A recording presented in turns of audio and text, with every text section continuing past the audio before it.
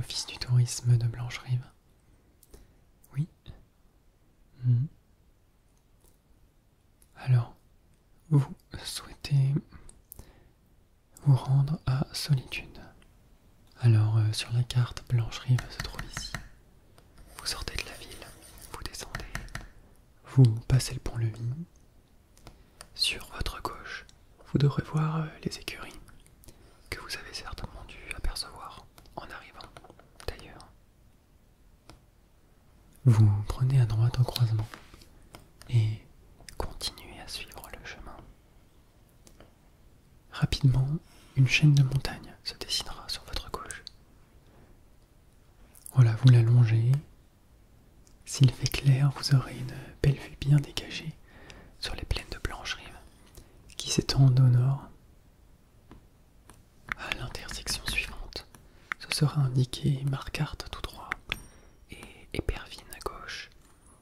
Mais vous, il vous faudra prendre à droite, direction Rorickbourg. Vous vous trouverez tout proche de la frontière entre la châtellerie de Blancherive et la crevasse. Les chemins de la crevasse sont peu sûrs, contrairement à la route de Rorickbourg. Il vous faudra environ une journée de marche pour atteindre cette première étape.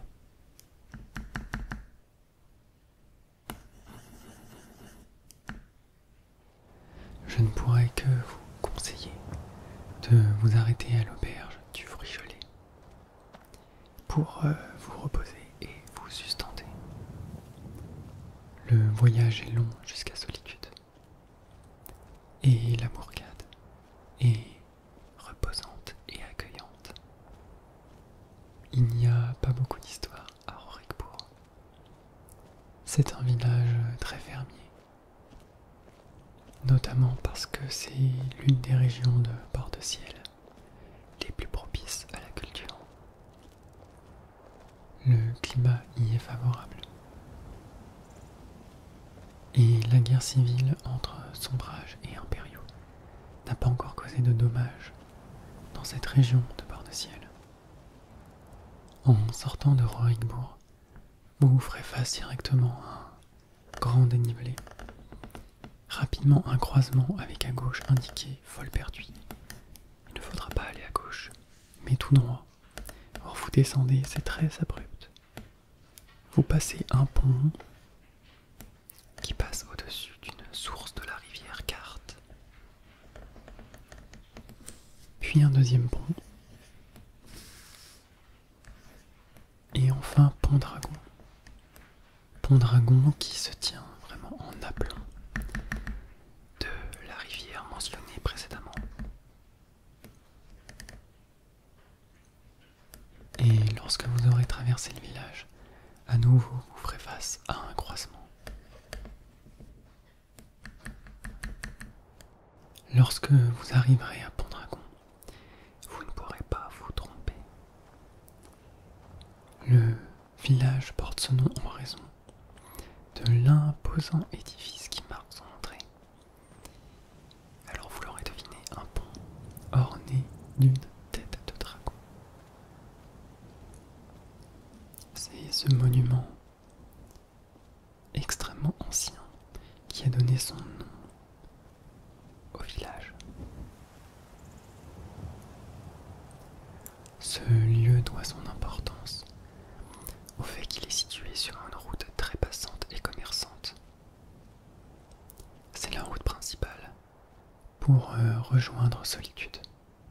Au croisement à la sortie du village, vous serez surplombé par l'hôtel de Méridia, la fameuse tétra.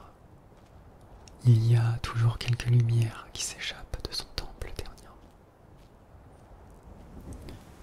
En continuant tout droit, vous éviterez d'avoir à grimper dans les hauteurs.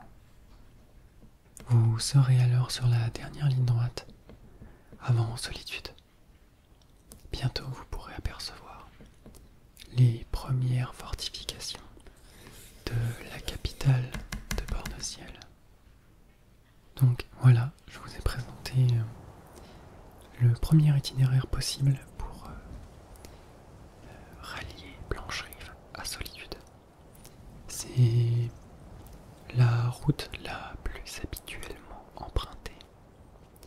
celle notamment que choisissent les marchands, c'est la route la plus sûre. Alors oui, vous dites. Alors pourquoi ne pas directement aller de Blancherive à Mortal et de Mortal à Solitude? Eh bien, c'est très simple.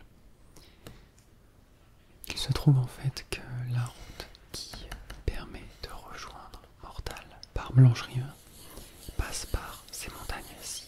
Et ces montagnes sont très dangereuses. On y trouve notamment une ancienne cité hantée qui s'appelle le Labyrinthe. Et cela dit, même une fois Mortal, il vous faudra, pour rejoindre Solitude, encore une fois, traverser une zone marécageuse,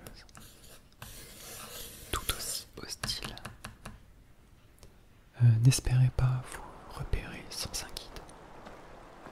Par temps clair, on peut arriver à distinguer Solitude au loin, mais la plupart du temps,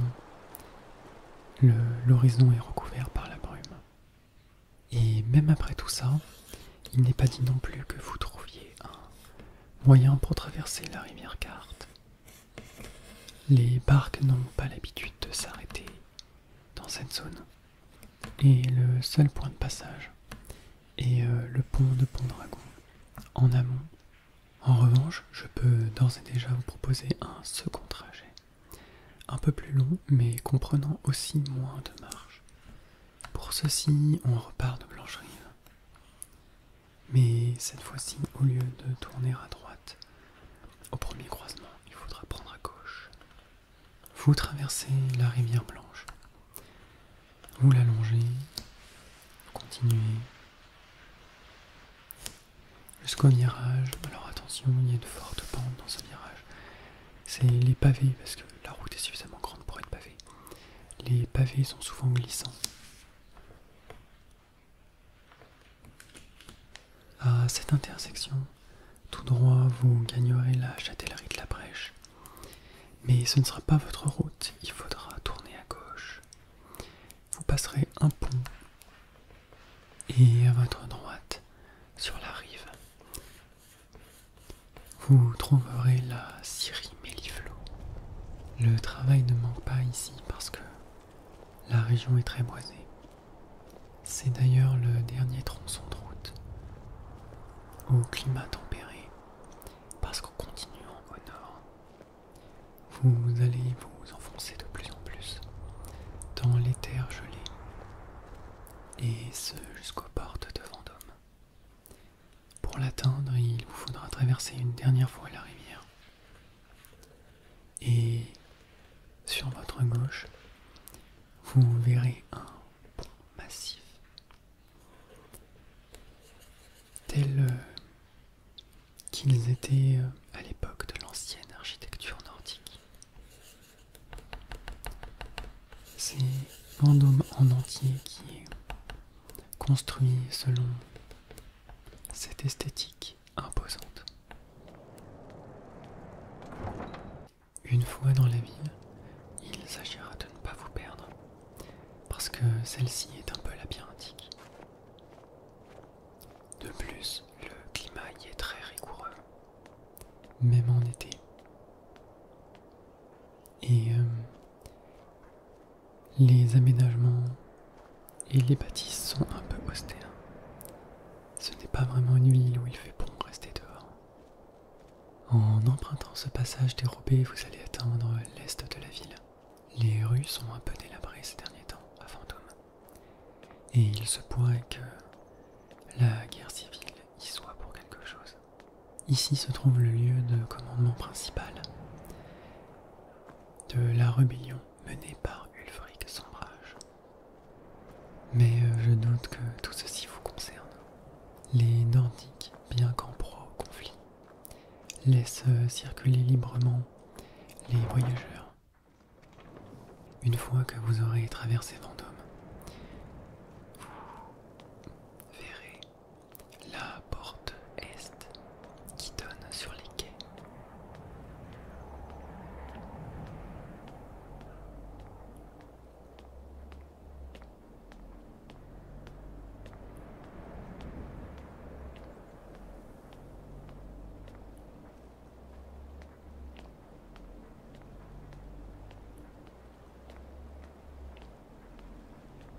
Le port de Vendôme est un endroit incontournable pour l'activité de la ville entière, que ce soit pour la pêche, le commerce, le transport.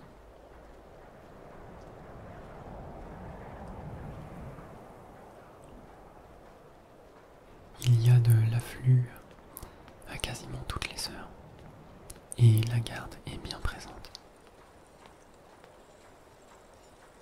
Le port est de taille conséquente pour une ville telle que Vendôme. Vous n'aurez donc aucun mal à trouver une embarcation pour faire le voyage jusqu'à Solitude. Une fois en mer, votre embarcation longera la côte nord de Port-de-Ciel. Les petits navires n'ont pas l'habitude de s'éloigner du rivage. Peu après votre départ, vous pourrez voir l'hôtel d'Azura dans les hauteurs qui surplombent la mer des Vendômes. Tout l'intérêt de ce trajet, c'est qu'il possède un certain nombre de points d'intérêt assez remarquables.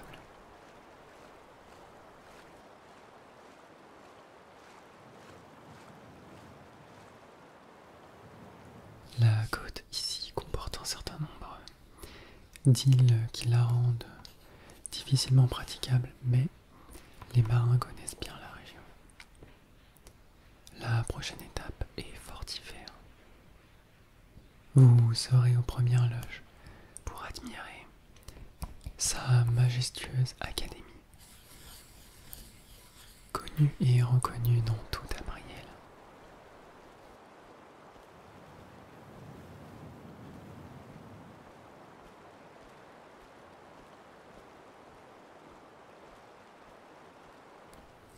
Je me rends compte maintenant que j'ai oublié de vous préciser que l'humidité et le froid peuvent rendre le voyage assez pénible si vous n'êtes pas équipé en conséquence. Ainsi, je vous recommande d'acheter de quoi vous vêtir chaudement à Vendôme. Vers la moitié de votre voyage, vous pourrez voir depuis la mer le phare de Bétoile, qui est le dernier monument suffisamment important pour être mentionné, qui se trouve sur votre route. Hormis Solitude elle-même, bien entendu. La deuxième moitié du trajet dans la mer des Fantômes est plus confortable généralement. Les rivages ne sont pas pris sous la glace ici la plupart du temps. Et le temps est un peu plus clément. Et pour finir, vous découvrirez Solitude. Vous accosterez sur les quais de l'entrepôt de la Compagnie orientale. L'embouchure de la rivière Garde permet une très bonne navigation. Et ici déjà on sent le mouvement incessant de la capitale de Port-de-Ciel. Et en remontant, vous trouverez Solitude sur votre droite cette fois-ci. Je peux également vous proposer un dernier itinéraire. Alors, en sortant de Blancherive, comme pour aller à Vendôme, vous prenez à droite, excusez-moi, à gauche. Mais cette fois-ci, vous ne traversez pas la rivière Blanche. Vous reprenez à gauche encore une fois. Vous allez traverser vers le nord les plaines de Blancherive. Vous entrez dans la châtellerie du Clos. Et au croisement à gauche, vous continuez en direction du nord, toujours sur votre droite, la chaîne de montagnes de Fort d'Hiver. Et à l'horizon, directement en face de vous, vous devrez voir la mer des Fantômes.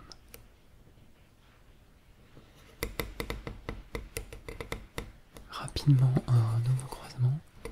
Il ne faudra pas prendre à gauche, mais à droite. Et vous rendre à Bétoile.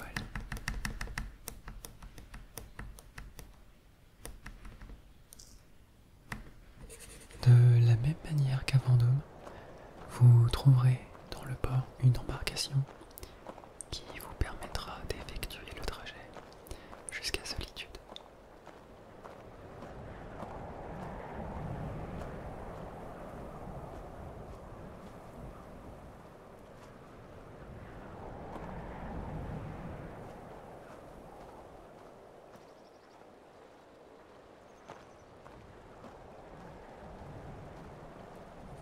Et là, à nouveau, rebelote de la navigation dans la mer. Mais bon, cette fois-ci, c'est la partie la plus agréable. Jusqu'à Solitude, vous passez sous l'arche magnifique. Et en atteignant les quais, vous remontez de la même manière. Voilà, j'espère vous avoir été utile. Je vois que vous avez pris soin de noter toutes ces informations sur votre propre carte. Vous avez bien fait. Je vous souhaite un bon séjour.